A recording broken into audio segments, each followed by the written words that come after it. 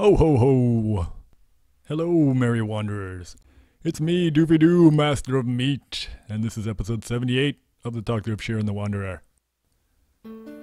Well, 'twas the night before Christmas, and all through the house I am going to try to get through Doofy's cave. This is my third attempt.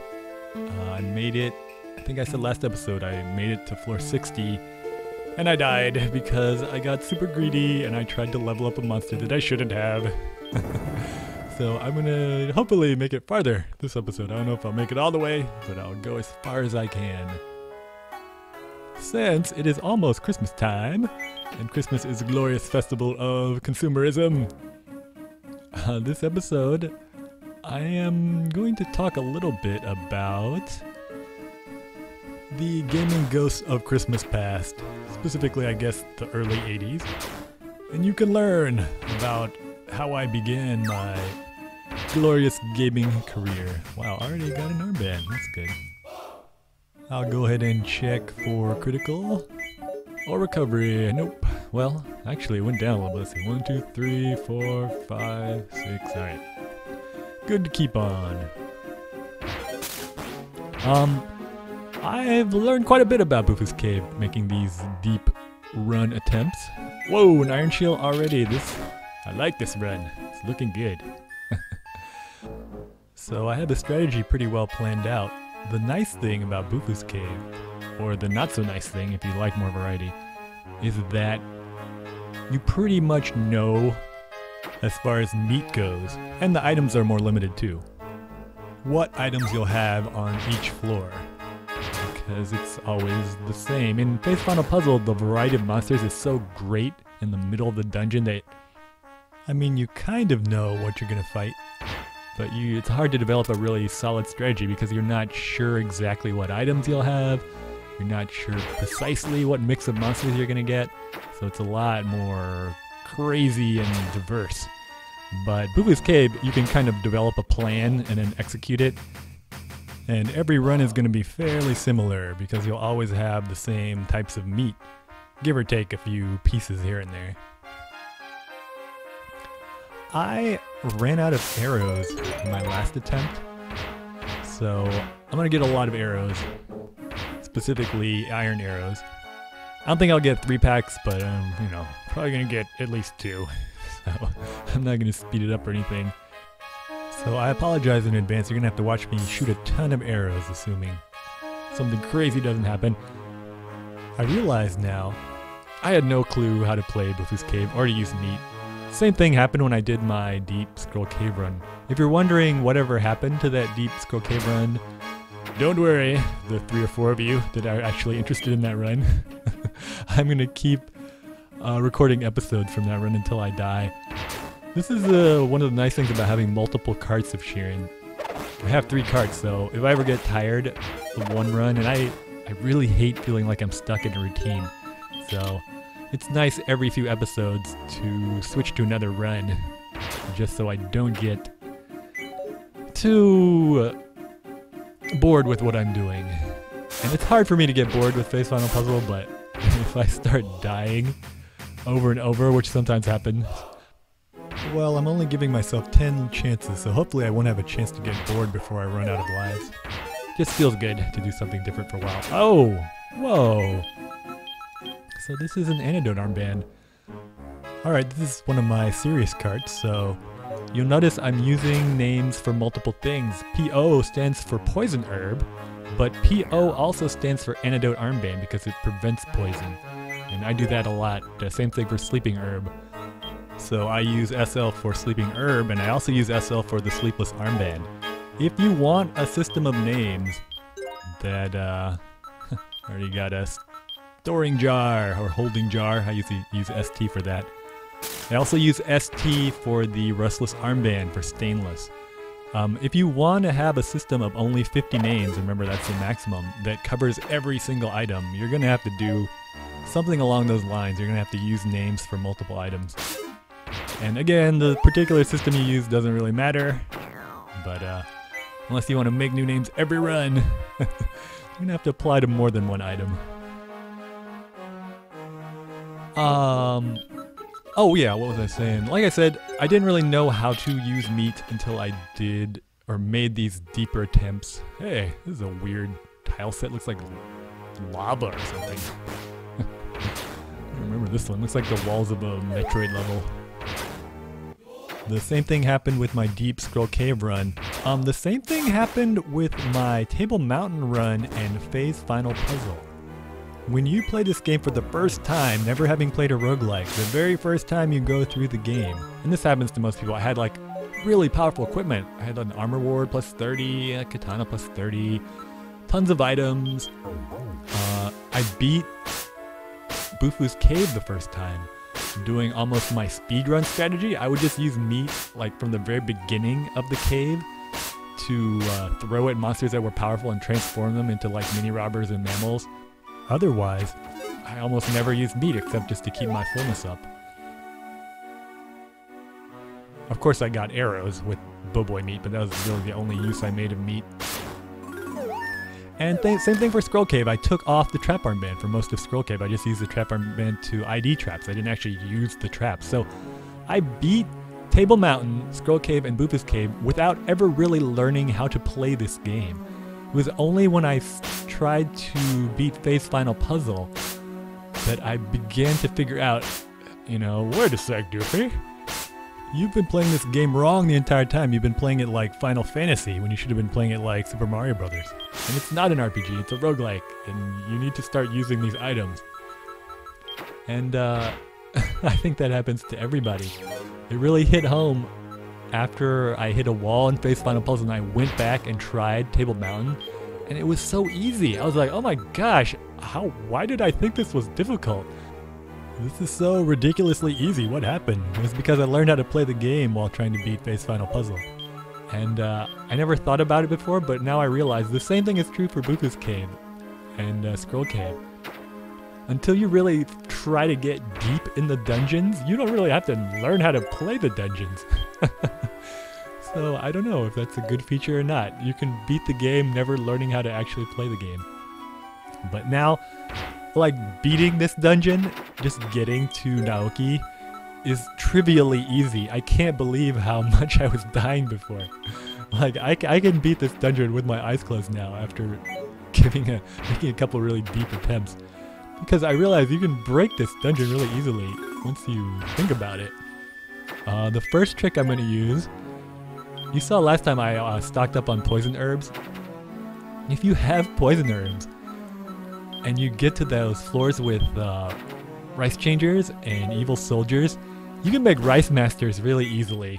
Because you can just slow down the rice boss or slow down the evil soldier and wait around and outmaneuver them until they're together. So that is the first trick I'm going to do. I'm going to try to make at least one rice master, and I'll get ridiculously over leveled. Because I have all these poison herbs, why wouldn't I? You know, it's just something you don't really think about until you realize that you need to try to break the dungeon. So that's enough preliminary. I can almost do these first 15-20 floors on autopilot now. So, a hiding jar. Another thing I realized is that there are no Cairo jars in Bufu's Cave. Any pressable jar is either going to be a monster jar or a walrus jar.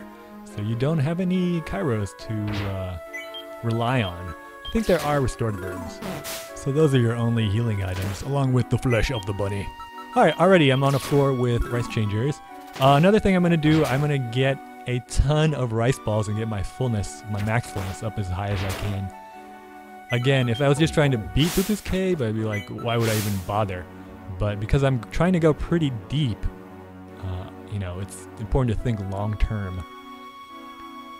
And if you're wondering what the general strategy is going to be, in general, overall, the strategy is load up on Bufu staffs. Because clearly, if you have enough Bufu staffs, nothing can possibly stop you.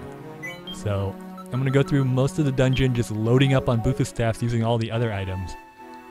And then, at various points, there are kind of bottlenecks in this dungeon where you need to use meat. Just one piece of meat can make you powerful enough to get through an entire floor as a really powerful monster. The obvious one would be like Death Angel meat. You know, with Death Angel meat, you can pretty much make it through any floor. So you need to find a good balance between having a lot of Bufu staffs and also having enough powerful monster meat to make it through the next bottleneck of floors that have really dangerous monsters on them. And it just comes with experience, knowing when to have more staffs and when to have more meat. But overall, if you just save as many Bufu staffs as you can and have enough powerful monster meat when you get to, in theory, when you get to around floor, I'd say 70, maybe 70, 75, then you can pretty much coast through the rest of the game. Now, I haven't actually done that yet because, again, I got greedy on 60 and I died, but I was in a good position. If I hadn't been greedy, I probably could have made it all the way. So this time I'm going to be... Oh, I am so terrible about being greedy, though. But I will try not to take any unnecessary risks. Because every time I've died, it's been my own fault. It hasn't been like the fault of the game. Alright. That is my overall plan. I'm going to execute it. You see right now, I'm just trying to get a ton of monster meat. Or not monster meat, a ton of big rice balls. I'm going to take out a few poison herbs. That's another good use for poison herbs. Transform into rice balls. What was I going to talk about? Oh yeah. This episode is going to be pretty long. I'm just going to record it until I get close to an hour and then stop, just like the long Skull Cave episode. If you're just interested in Face Final Puzzle, feel free to just stop watching, because this is going to be Nostalgia Supreme. I'm going to talk about my gaming history as a child, or my consuming history, I guess, when it comes to games. I had a somewhat abnormal childhood in that we did not own a television. So I was probably 12 years old. I don't know, I was pretty old before we actually got a TV. So I read a ton. I love reading books. I still love reading books. I can sit down and read a book cover to cover, you know, like for 4 or 5 hours. I can just sit on the carpet in Barnes & Noble or wherever the book happens to be, the library, and just read an entire novel. And not a lot of people have the patience to do that. But I've always been able to do that because I've always loved books. So when I was a kid, electronics weren't a big deal. My parents were almost Luddites. We didn't have a computer, didn't have a TV. We listened to the radio. I remember listening to Sherlock Holmes on the radio for entertainment. So we were living like the 1950 lifestyle in 1980. So for my first few Christmases as a small child, I would always get Tintin books. I don't know if you guys... Tintin's really popular in Europe. Here, some people, you know, there was a movie that came out, I think Spielberg produced it. It was decent. It didn't do very well here, but in other parts of the country it did really well. Tintin was my first exposure to a comic in which the people, the characters in Tintin are kind of stylized and abstracted, but the backgrounds are incredibly realistic, and that's the same pattern that's followed in manga. The faces, obviously, of manga characters are really stylized.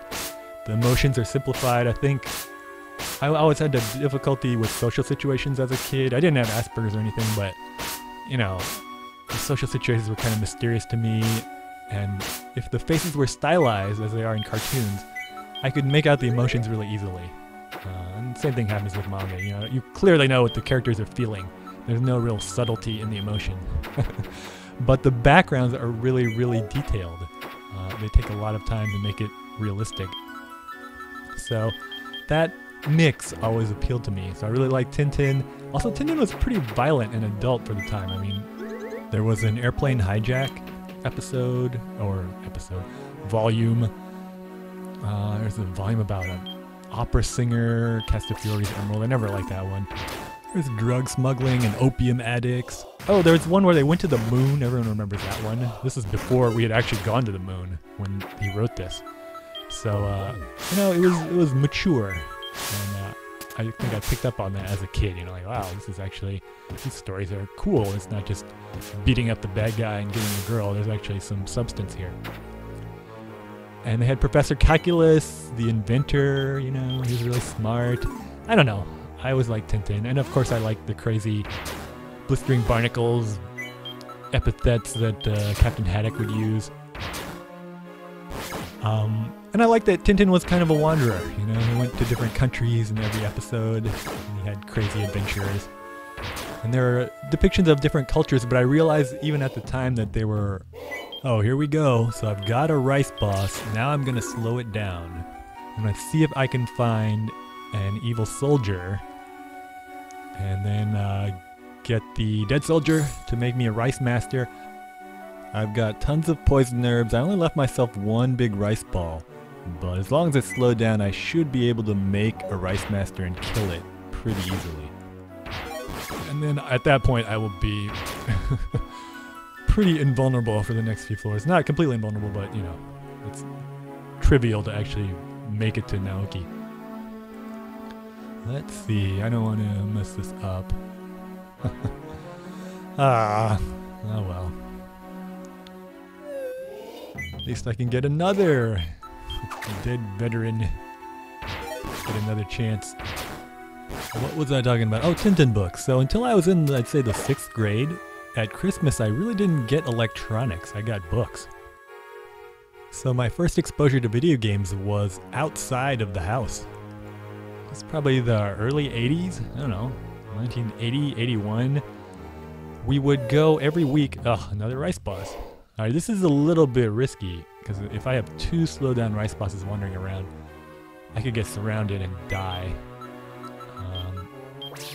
Well, I don't know. Let's see. I guess I'll get rid of one of them. Remember, if I was being greedy, I would just leave him there, but I'm not going to be greedy. Just leave one rice boss here, and then I'll try to get a rice master. The greedy Doofy Doo would be like, oh, let's leave them both slowed down. I can get 2 rice masters, but no. I need to make sure I have an escape path. I don't want to run away from a rice boss and run smack into the other rice boss I made. There's the first one I made.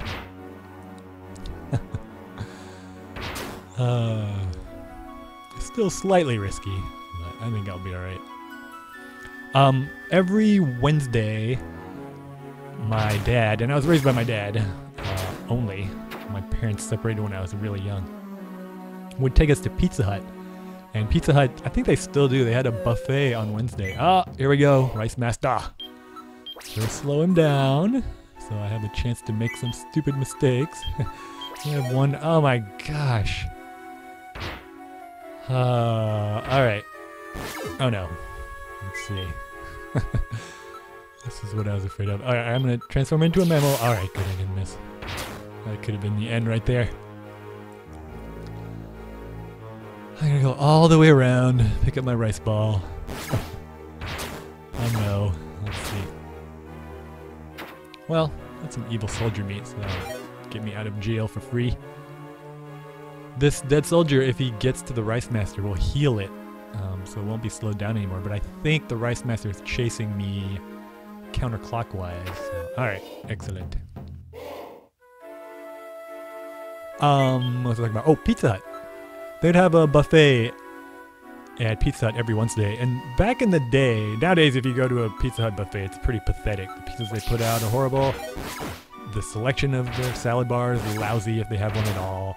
But a long time ago, at least at the one we went to, the Pizza Hut buffet was a big deal. I mean, they had really good pizzas, nice variety. They had pasta, really delicious pasta. So that was obviously the Rice Master because nothing leveled up. Alright, let's see if I get it this time. Come on. Doing this again. Oh, excellent. 1500 experience instantly. I'm at level 14. So that is the first technique I've learned. If you want to go deep into Bufu's Cave, kill yourself a Rice Master early on, or at least maybe even 2 Rice Masters, as many as you can. Then you'll be in a good position to start conserving Bufu's staffs, if you get them. Also, increase your max fullness as much as you can, and low poly dancer won't lower your hunger. There are a lot of strategies you use to get through, just to beat Bufu's Cave and make it to Naoki that aren't really worth the effort if you're trying to get deep into Doofy's Cave. For example, a simple example. Whew, I'm glad I got that Rice Master in time. Wooden arrows. If I was just trying to beat Doofy's Cave, I would get a bunch of wooden arrows, because wooden arrows are plenty powerful enough to make it through. But I'm trying to get really far into Doofy's Cave. Wooden arrows aren't going to cut the mustard. Why would I waste time getting a bunch of wooden arrows when I can get iron arrows? So I'm not going to get 99 wooden arrows, because I know I'm going to try to get crossbow meat and make iron arrows, a lot of iron arrows. So that's just one example of a technique that you might use normally, but I'm not going to use because I'm trying to go farther. Why? I keep getting sidetracked in my Pizza Hut story. You're probably wondering, why does Doofy keep talking about Pizza Hut? Another good example, speaking of techniques, is Death Reaper meat. Death Reaper meat is pretty powerful, you know? You're like, oh, Death Reaper meat, double speed, that could really help out. Pumpkin Muppet meat, same thing. You're like, oh my gosh, Pumpkin Muppet meat, that's a big deal. Pumpkin Muppet meat can help you beat Doofy's Cave. Pumpkin Muppet meat, not gonna cut the mustard. I really want Death Reaper meat, because I'll have double speed and I'll be able to go through walls. That's the kind of meat I'm gonna concentrate on. So I might pass up some chances to make Pumpkin Muppet meat, and you'll be wondering, like, why didn't you get that Pumpkin Muppet meat? It's because I'm saving my charges to get Death Reaper meat. That's what I really want. Because Death Reaper meat is a you immediately win the floor button. It's similar to pitfall traps in Scroll Cave. So if you hoard pitfall traps in Scroll Cave, every single one is like an instant win button. So those items are clearly, or those traps are clearly more powerful than any other item if you just want to make it through the floor. And near the end of the dungeon, in all these 99 floor dungeons, you're just trying to rush through as quickly as possible because the monsters are so strong, you cannot beat the dungeon in the normal way. Alright, here's another chance to make a rice boss. I'm going to try to see if I can leave those guys alone and find myself another evil soldier. I have evil soldier meat, but I don't want to waste it by throwing it at something. Get a few more rice balls too. This is always a little risky. I don't want to step on a pitfall trap. So why do I keep talking about Pizza Hut? Because Pizza Hut is the first time I ever encountered a video game. The Pizza Hut we went to on Wednesday nights for the all-you-can-eat buffet was one that had two video game arcades. Two video game cabinets, arcade cabinets. One cabinet was a sit-down Pac-Man cabinet. And Pac-Man was super big in the early 80s, as you probably know, even if you weren't alive then. And there were cabinets where the actual screen was parallel with the ground. So it was like underneath glass on a table. So if you can imagine like looking down at your dinner table, if there was a screen on your dinner table that played Pac-Man, that was what it was like. And there were actually chairs on either side of this table. If you want to play two-player, the other person could sit across from you, and it would alternate. There was no two-player simultaneous, but I think you just alternated lives. And I would always pester my dad for a couple quarters while we were waiting for our pizza. And I was okay at Pac-Man. I wasn't great. I couldn't play for like 15 minutes, but I could make it through a few levels, and Pac-Man was pretty cool. But the game they had that I thought was super cool, which was older than Pac-Man, was Asteroids. They had Asteroids, an Asteroids cabinet in this Pizza Hut. And I loved that game. It's really simple, but at the same time, it was fairly complex. The original Asteroids had vector graphics, if you're not familiar with it, which means it only had two colors. It was the black of the screen, and there was kind of like I want to say a light blue-gray for the lines in the game, or the vectors. And there was just a ship and a bunch of asteroids flying around, and you had a joystick that let you turn to the right and left or rotate. You had a button to fire your thruster for your ship, and then you had a button you could hold down for your force field. So that was it. Two buttons, joystick. But for the time, hey, let me see if I can lead this guy somewhere. Oh, here we go. So I'm gonna try to make another Rice Master. I got 3 rice balls this time. Definitely. Oh, crap. Alright. I think I can... Since they're slowed down, I should be able to... Alright, good. Oh, shoot. This is bad. I don't want that dead soldier to hit these guys. But I don't want to... Ugh, again. Alright. At least I'm going to get the Rice Master because I blocked those flying fowls, but... I need to get out of here. Alright, the Rice Master is slowed down, so he's going to be a few spaces back. Oh, wait, no, he's not slowed down. That's right, because he loses it once he levels up. Alright, whew. Better not miss with this. Alright, here we go. Yeah, there's no way I can screw this up.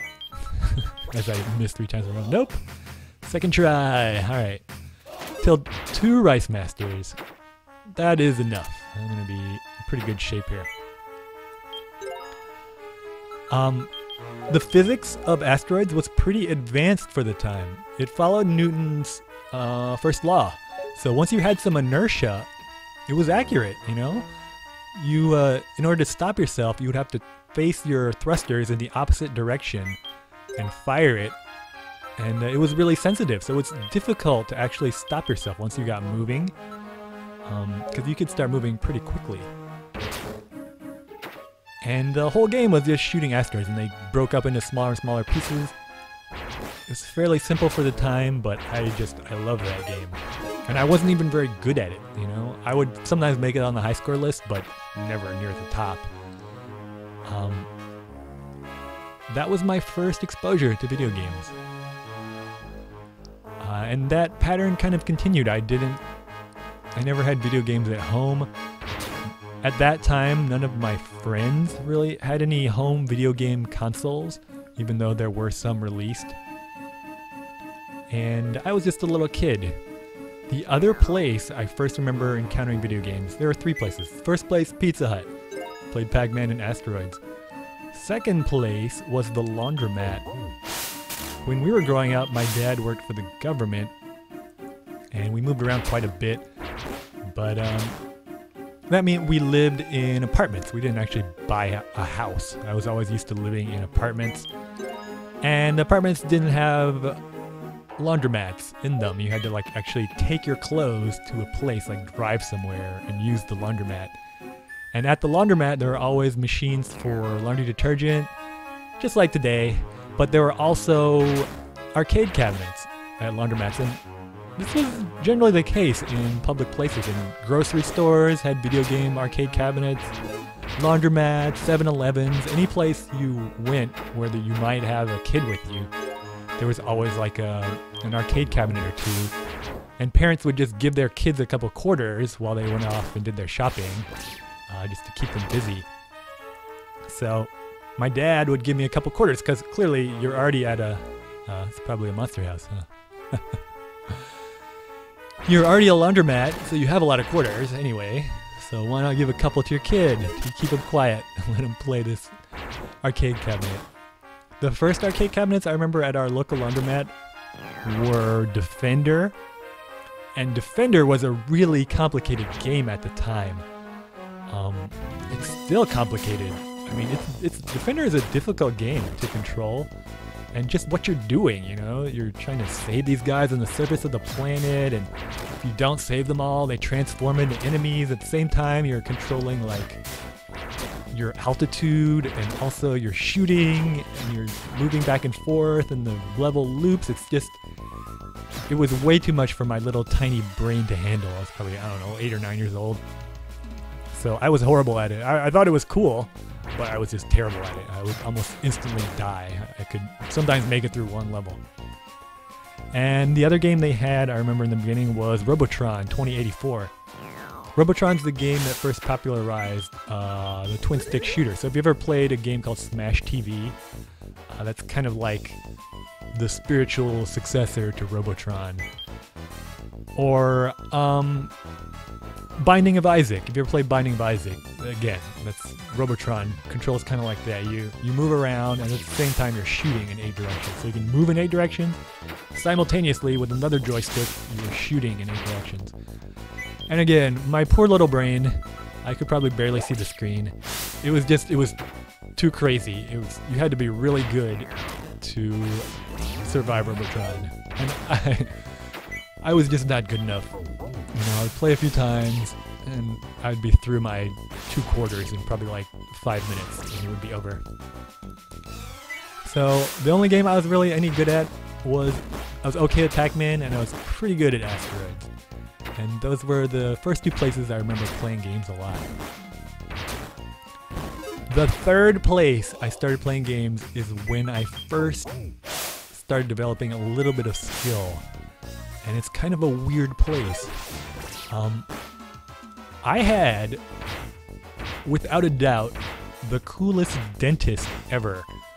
He was a pediatric dentist, so he concentrated on children's teeth. In his waiting room, this dentist had 2 arcade cabinets. He had a Donkey Kong cabinet, and he had a Gorf cabinet. And most people know what Donkey Kong is because obviously Mario went on to become the biggest video game character of all time. But Gorf was a really good game too. Gorf was made by Midway in the early 80s, I think 1981. And you might be familiar with a game called Galaxian, or everyone knows the sequel to Galaxian is Galaga. I was pretty good at Galaga too, by the way, but I hadn't played it by that point. Gorf is kind of a mix-up between Space Invaders, which was the first mega hit game of the 70s actually, and Galaxian. So the first level of Gorf is kind of like Space Invaders, and then the subsequent levels are all different. So every level has like a different setup. You're always a spaceship shooting the enemy spaceships, but you know, there's a lot of variety in the game, and there was a boss in the game too, which was pretty cool for the time. Not only did he have these arcade cabinets in his waiting room, they were on free play, okay? You don't understand how insane that was to me. A kid has no TV at home, thinks video games are super cool. Here are these arcade cabinets, the latest games, in pristine condition, mind you. It's from in a dentist's office. There's probably like 1 or 2 other kids there, so you're always guaranteed to have at least one of them on free play. You can play it as much as you want. I am like the only kid I know, or I was the only kid I knew, who looked forward to going to the dentist. I didn't go so far as to intentionally try to get cavities because I wasn't insane, but I would ask to go to the dentist. I mean, I would want to go to the dentist early. I would be disappointed if we didn't wait a long time before I had to go. After the dentist appointment was over, I would get to pick a free toy out of a box, and I would sometimes ask to stay at the dentist's office just to play games in the waiting room. And my dad was like, "Oh, no, don't do that." Alright, I'm gonna get some free experience here. Hopefully I can get some crossbow boy me. Nope. If you throw a monster jar at a wall, you probably know this already, the monsters are all confused when they pop out, so that's an easy way to get some experience on meat. And now remember, there's no Cairo jars here, so you're gonna get a lot of monster jars and walrus jars. I was pretty good at Donkey Kong. And anytime you play a game on free play, you can be pretty good because you got a lot of chance to practice. But I was really good at Gorf. And the best thing about Gorf is that it talked to you. Oh my gosh, the game actually talked to you. It had this weird robotic voice. It would be like, "Some galactic defender, you are, Space Cadet." It would always call you Space Cadet because that was the first rank. Oh my gosh, I love Gorf so much. If you can go on YouTube and look. There's a ton of ports of Gorf on various home consoles. They all suck because they don't talk, okay? If you really want to play Gorf, you gotta play it on some kind of arcade emulator so you can hear that wacky voice taunting you. Oh, I love that game so much. I still kind of feel good when I go to the dentist. It's just the leftover feeling of knowing that I can play Gorf. You can see here I'm using my Death Reaper meat. It's not really that valuable to me, so I'm a lot more used to remaining as a monster now. Before, it would always make me a little bit anxious to play an entire floor as a monster because you don't have as many options. But there are gazes on this floor, so a gaze can do nothing to me. Oh, I am going to have to report now, though, because I want to... Alright, crossbow meat. I have a floor with an enormous room, and I have some crossbow boy meat. I am going to make a crap ton of iron arrows. Not just 99. I'm going to make at least... I'm going to try to make 2 packs. I don't know if they'll both be 99, but more than 99. Because in my last attempt, I ran out of arrows around, I don't know, the 50s. And arrows are incredibly useful throughout the entire game, especially iron arrows. So I need more than 99, clearly, if I'm running out halfway through the dungeon. So I'll try to make as many as I can. I think at some point, the game just, there are like too many items on the ground and they just will disappear. Like, I don't know if it's a memory issue or just some kind of game balance programming issue, but I think I can fill this entire room. I don't know if I can fill the other room though. So this is going to be kind of dull. While you listen to the sweet sound of me shooting arrows and trying to avoid getting attacked by this pumpkin muppet, I'm not going to kill the pumpkin muppet because, you know, pumpkin muppet meat is reasonably useful. I'm not going to just forgo a chance to get pumpkin muppet meat, but I don't want to get killed by it.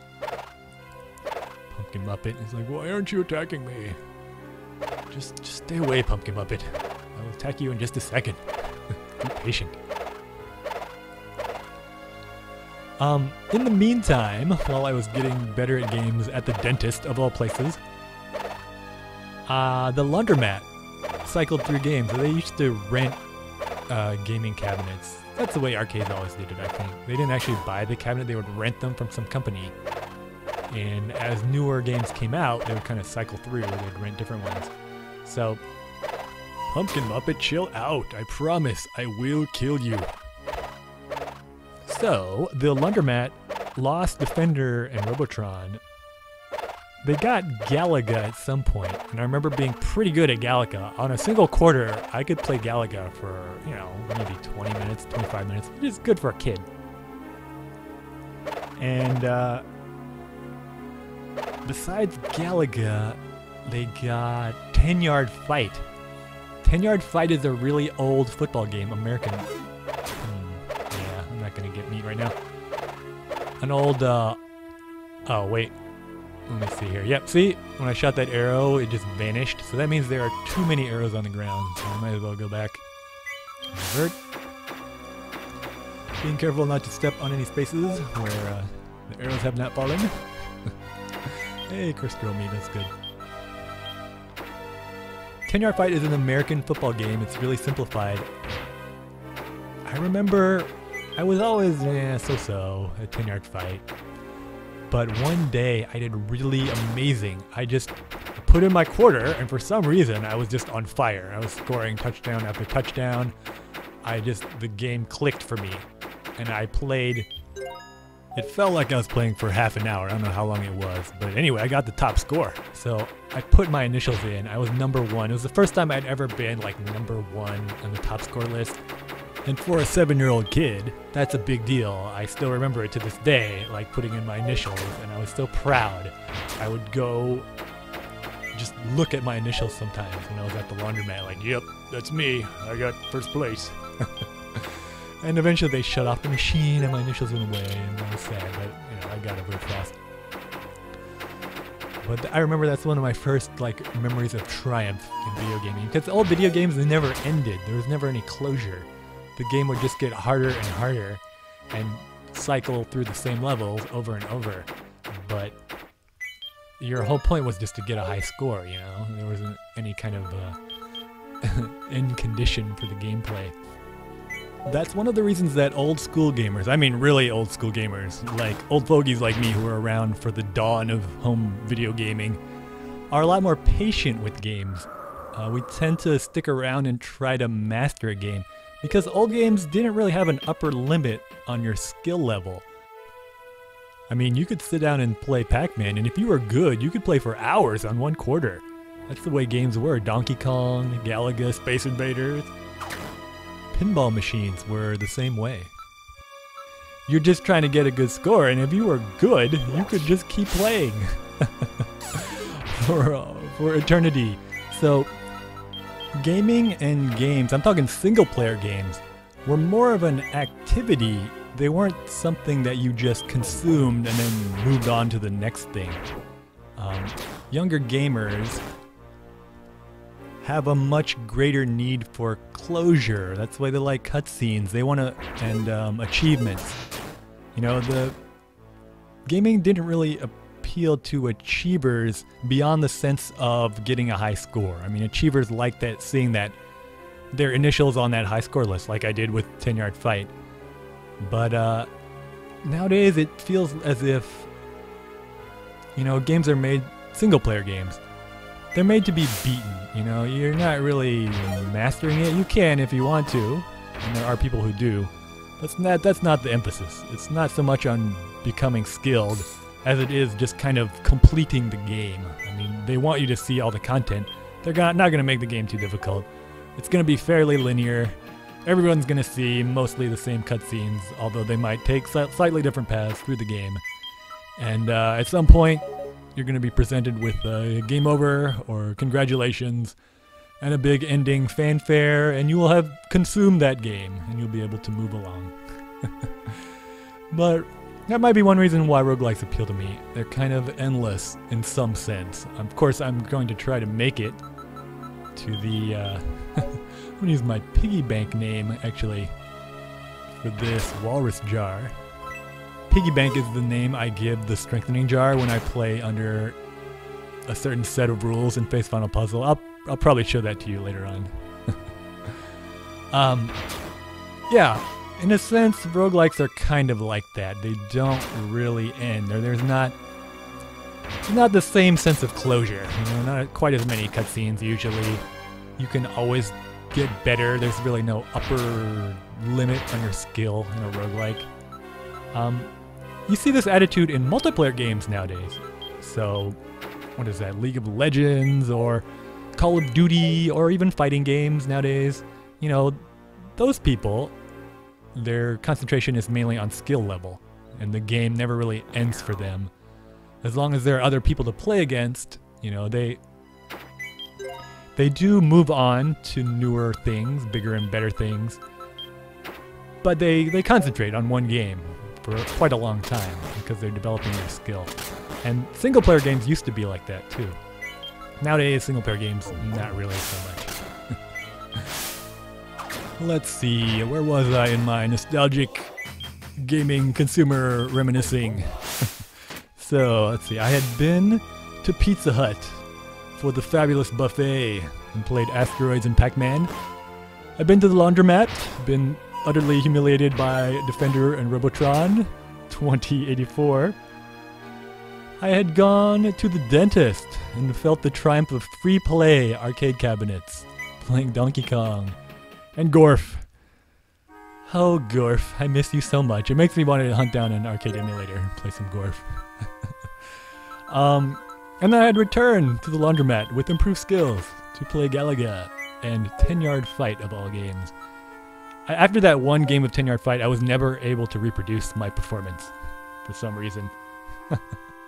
You want to put your tongue on me? Well, I think I'm going to turn the tables this time. Ho ho ho! How does it feel to be licked when you're usually the licker? Look how comfortable I am running around as a piddly little thief. I am going to put my tongue all over everything. That's right, Rocky. I'm gonna lick everybody's guidance, even you, Spiky Bomb. The taste exploded in my mouth. This is a really good way to get a lot of money, and there are a lot of shops in... Oh, I already stole from you. Hey, I haven't licked a rhino yet. There are a lot of shops in Boofus Cave, so it's important to have a lot of money early on. I am getting quite a ton. Let's see. Once I start getting surrounded by enemies, yeah. Chances of me hitting an enemy that I haven't already licked is pretty slim. That reminds me of a hilarious message you can get. You know how the dream gas trap transforms every monster and character into a girl? If if you hit a dream gas trap and one of the enemies that gets transformed into a girl, or that appears to be a girl, is a pickpocket or a thief, and it steals money, it says, "Girl licked your geitons," which sounds kind of dirty. Girl licked your geitons. It's been a long time since a girl licked my geitons, let me tell ya. The Black Looper gave me a good tip about checking the old messages, so I want to double check and make sure this mini tank didn't hit a shopkeeper with a silver arrow. Nope. So, at this point in my thrilling tale of childhood gaming, I had gone back to the laundromat. This is probably 82, 83, 84, I guess. No, it was later than that. It was the mid-80s, so 85, 86. In the mid-80s, just as a side note, that was the last time when you had sort of, I would say pop culture was universal. You know, it wasn't splintered to the point that it is now. And I think it's a good thing that it's become splintered in their little niche markets. But nowadays, take something like, I don't know, Taylor Swift. Taylor Swift is extremely popular, but only among a certain group of people. I mean, there are certainly large groups of people, kids even, who don't really have any exposure to Taylor Swift because they're not in the target demographic. You know, mainly it's, I'd say, tween Caucasian girls. Not to say that non-Caucasians don't listen to Taylor Swift, but the bulk of her market is kind of like tween Caucasian girls in a certain part of the country, or all over the country, but I don't know, it's just, it doesn't feel the same. You know, it's a very specific age group, even a specific gender. In the 80s, that was not the case. You had someone like Madonna or Michael Jackson. They were sort of universally popular. Like, people of all ages and all races and all socioeconomic backgrounds listened to Michael Jackson and Madonna, even if they didn't like them. Now, there were some people that were the equivalent of hipsters today, kind of like music snobs.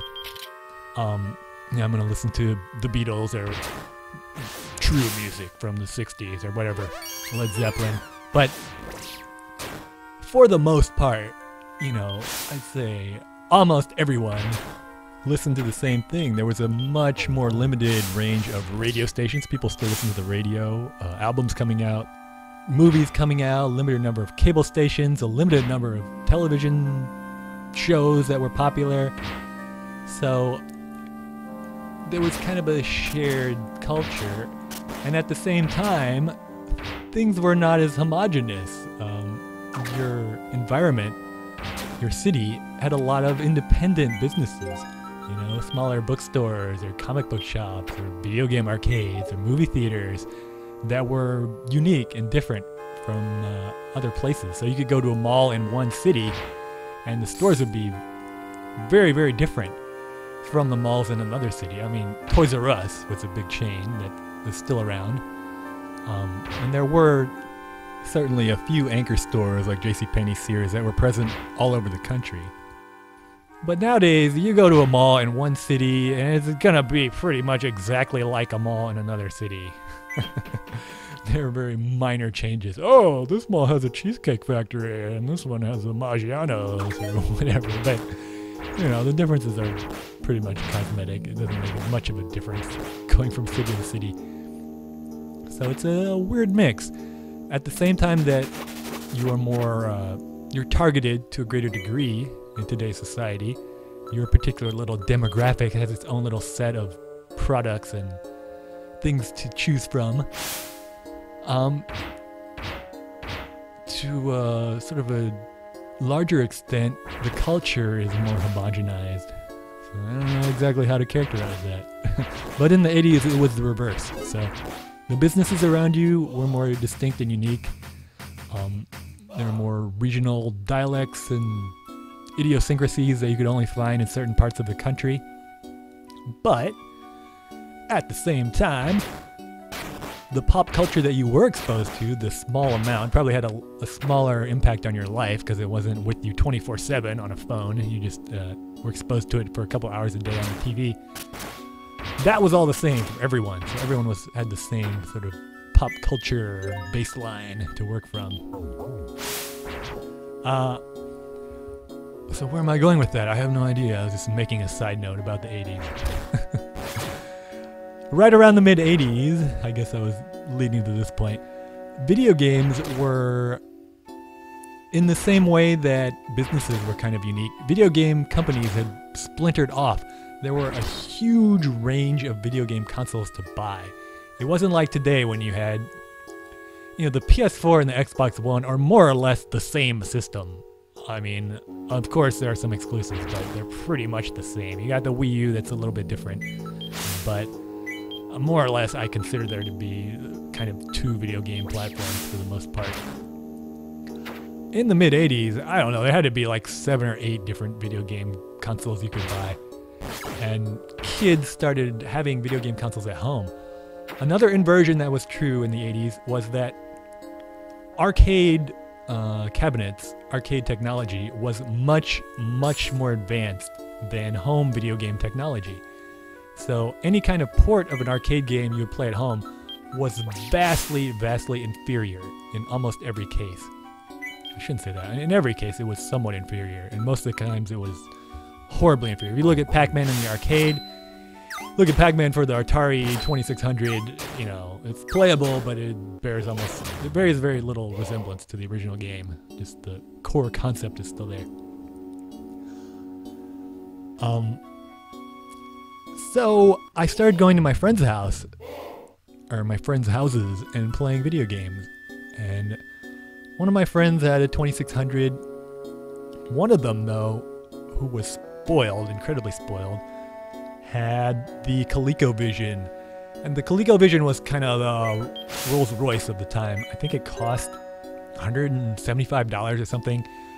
If you correct that for inflation, nowadays that would be like a little over $500, around $500. So you can imagine owning a $500 system. It's not out of the question. It'd be like someone buying a PS3 when it was first released, $600 for $599. And he had a ColecoVision. The ColecoVision the controller was kind of weird. It had a cool joystick, but it had numbers almost like a phone, in a 3x3 grid, and then another 3 numbers below that. And you had a little card for every game you would put in that told you what each button would do. And it had like 2 buttons on either side of the controller, which were kind of awkward. But if you, maybe I'll put a link to the ColecoVision in the comments. It was a technically advanced system at the time. It had a port of Donkey Kong that it wasn't arcade perfect, but it was pretty damn good compared to the ports on all the other systems. That was probably one of the best games on ColecoVision. It also, by the way, speaking of the Atari 2600, it had an add-on that let you play legally, every Atari 2600 game. And Atari tried to sue them, but they had no grounds for a suit because you could actually build a 2600 with off-the-shelf products. You could just go to an electronics shop, and if you knew what you're doing, you could build something that would play Atari 2600 games. So they didn't have any proprietary technology, so they weren't able to sue a company that made an add-on to their system that let them play all the 2600 games. That would be like, let's say, see, it doesn't make as big of a difference nowadays. I guess I could use the Wii. Let's say Nintendo came out with an add-on for the Wii U that kind of like, it clipped on the back or whatever. It was some hardware add-on, and it let you play every PS4 game. So suddenly you can play any PS4 game on a Nintendo Wii U. And of course that's impossible because of the hardware. It would make more sense going the reverse order. This was like an add-on to the PS4 that would let you play every Nintendo Wii U game. And this wasn't some kind of homebrew, illegal, underground, Chinese bootleg thing that you had to buy mail order. You could walk into a store and buy this. So that was pretty crazy. They pretty much made the Atari 2600 obsolete. But you had to have a ColecoVision, which was really expensive. So people still bought 2600s because they were cheap. I remember my friend had that, and I thought the ColecoVision was really cool because the graphics were awesome, and there were some arcade ports like Donkey Kong that were pretty darn close. The Gorf port, though, oh, I was so disappointed. I was like, oh my gosh, you got Gorf, no voice, obviously. Couldn't handle it, so that port was kind of disappointing. There was a game, though, called Alcazar, the Forgotten Fortress, and I thought that game was incredibly awesome. I'll put a link to that in the comments too. Alcazar, the Forgotten Fortress is an overhead adventure game, and I should mention, if I didn't have an iron shield, I would use some of this cell armor meat to try to knock off a good shield, but I've got a pretty decent shield, so I don't have to do that for a while. I'll probably do it later on anyway. Hopefully I can get like an armor ward and maybe curse it. It's another thing I sometimes do. Maybe we'll sell this monster jaw. Yeah, Alcazar was an overhead game. It looks very similar to the original Legend of Zelda. I remember I played that game first, and then I played the original Legend of Zelda, which is admittedly a better game and more technically advanced and just better all around. But the one thing that disappointed me about Legend of Zelda after playing Alcazar was that the monsters wouldn't follow you. The monsters in Alcazar would follow you through the door, so you couldn't just go to another room and then the monsters would just stay there. They would actually chase you throughout the entire dungeon. And I thought that was really cool. So that was the main game I remember playing at my friend's house. I would play Donkey Kong and Alcazar. I played Combat on the Atari. I remember there's a version of Combat where you're two tanks and you can fire bullets to bounce off the walls. So I remember liking that because anything that had any kind of like physics that was a little bit more advanced, I would play. There was a pretty big variety of games. This is right before the huge crash of video games in the mid-'80s, and of course I'm gonna sell a bunch of these. This is a good way to get some money. I think ButterSquid239 said this is how he makes money in a hurry in Table Mountain, and this is a good way to make money. I'm gonna use it to make a little bit of money here. If you have a Great Hall Scroll, or if you just have a really big shop, you can eat some radish meat. Spear radish meat would be the best, but sleep radish meat, any kind of radish meat, and just cover the entire floor with herbs. Sell them all, you can get a crap load of money in a really short amount of time. Because I have a poison armband, you might have noticed, I can also eat poison herbs to stave off hunger. So you can do that with the anti-drain armband and bitter herbs and little belly seeds too. If you have a bitter herb or little belly seed, obviously a little belly seed, and you don't have room for it, you can just eat it with an anti-drain armband, stave off hunger. Yeah, I was disappointed playing Zelda that the monsters wouldn't follow you into a room, but otherwise I was completely in love with Zelda. And Zelda, of course, is a game on the system that rescued the video game industry from the crash of the 80s. And in the 80s there were, like I said, 7 or 8 or probably a dozen different game consoles you could buy. Tons of games, the market was saturated, most of the games were crap, and they were expensive for the time, and it was just like, at some point the market could not support that many games and that many systems all at the same time. It was just too diluted. And then came the day when I was walking through Sears, and I noticed a demo unit of a game starring a strange orange figure that was in a mysterious blue alien world. And the world seemed very empty and mysterious, and the music was very sort of melancholy and almost made you feel alone. And at the beginning of the game, I walked from left to right as I had been taught to do in all of the other side-scrolling games I'd played. And it didn't work. There was this spot that I couldn't fit through. So what was I to do? It was the moment when I was introduced to one of my true gaming loves, and the system that had the most impact on me. It was, of course, that little gray box that transformed gaming forever, and invented I don't know if it invented it, but popularized the D-pad on the controller. It was, of course, the Nintendo Entertainment System. I still have all my NES games in a cabinet, not far from me in this very living room. But I am getting over an hour here, so I'm gonna have to wrap this up. Oh, that's dumb. I haven't really encountered any major problems. I'm in a good position here, which is typical. I'm going to go ahead and save the game here, and the next time I record an episode in this run, which will be a while, I don't know when it'll be, I will talk about my favorite gaming system of all time, the NES. I'll see you next episode when I'll be back in Phase Final Puzzle. Have a happy holidays, whatever you celebrate. I'll see you then. I was in a dungeon, planning to venture down deep. Something walked in and I killed it. It was a rice master. Rice master. I am gonna put my tongue all over everything.